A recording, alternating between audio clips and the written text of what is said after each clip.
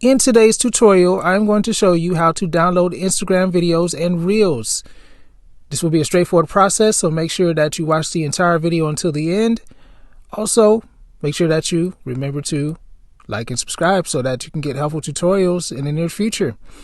Alright, let's do this. Now click on the Instagram app. You're going to find any reel that you would like to download. Then you're going to click on the send button, which is the arrow near the bottom right.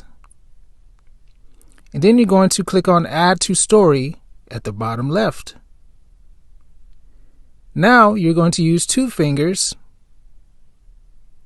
and expand it to fill the screen.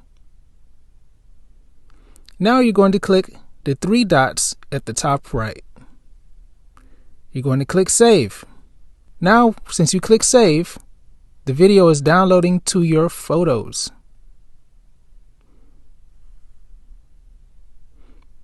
So now you're going to go to your photos.